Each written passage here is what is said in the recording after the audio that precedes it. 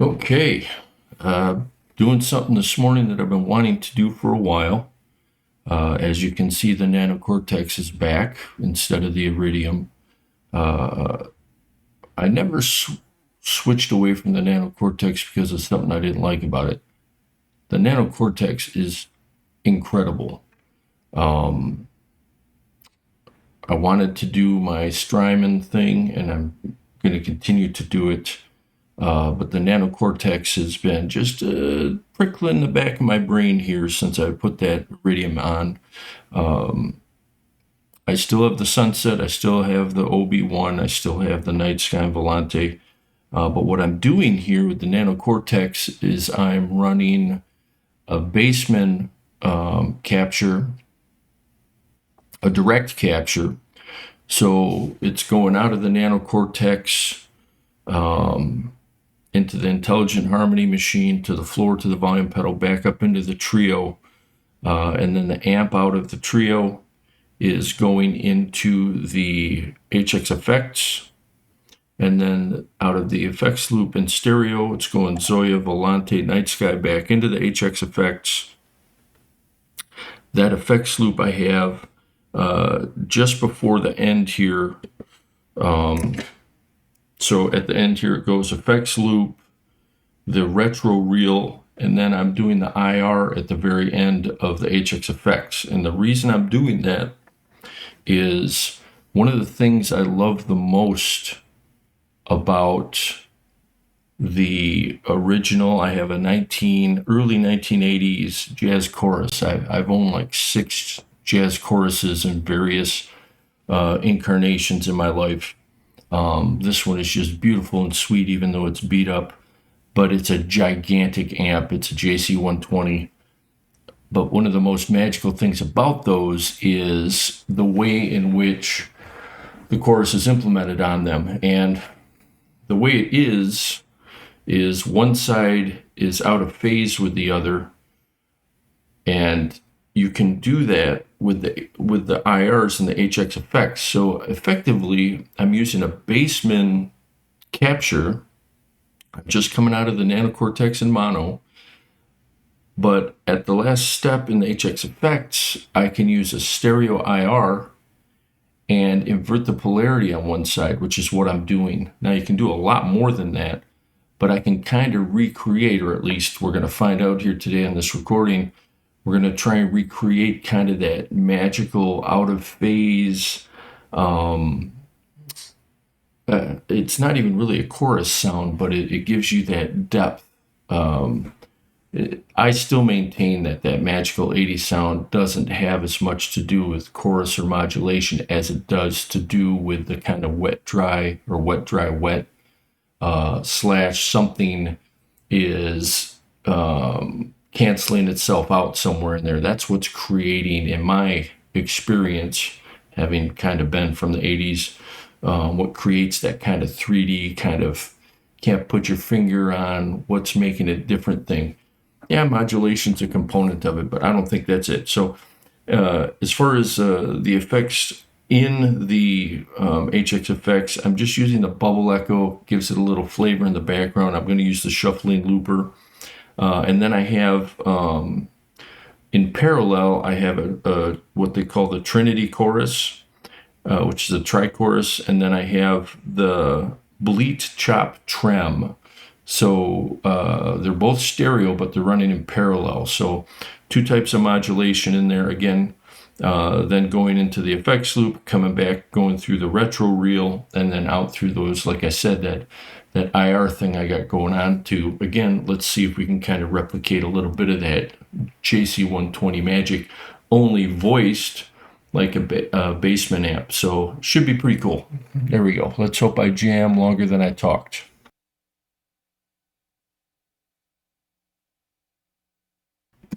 Oh, and I'm using my Eric Johnson Strat today.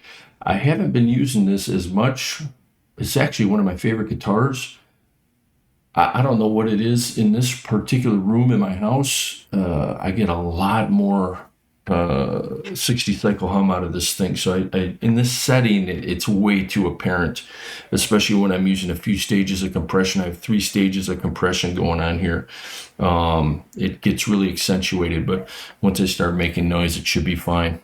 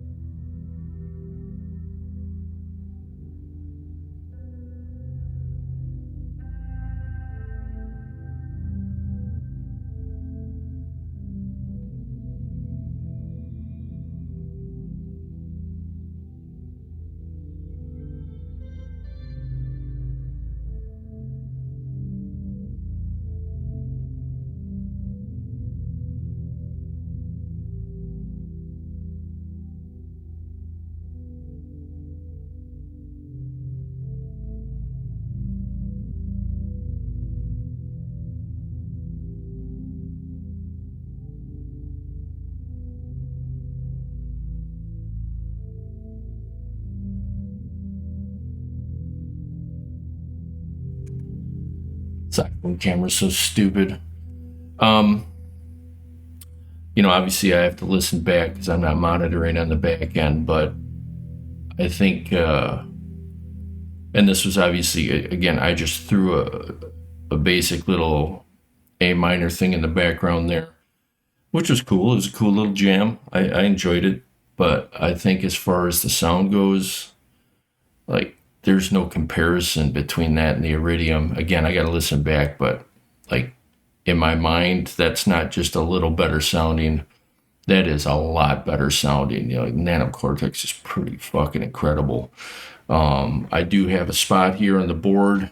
I've been a little unsure as to what to do with it, but I think this is going to have, because I really like fuzz. I was originally going to use the Sunset. The right side has the, I don't remember which one it is, whatever the highest gain one on the right side I was going to use, but I've really decided the thing that makes the Sunset really special is the fact that you can run these in parallel. I really love running parallel dirt. The left side I'm running a little dirtier than the right.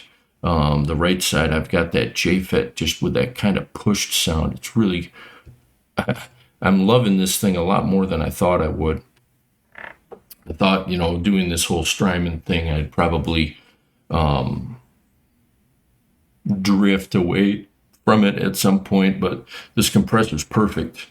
I wish I would have tried one of these earlier on. I've tried a lot of compressors, and I think I own 3 other compressors right now, but I've set this when I first set it up, and I haven't changed it, and I turn it on, and it's good.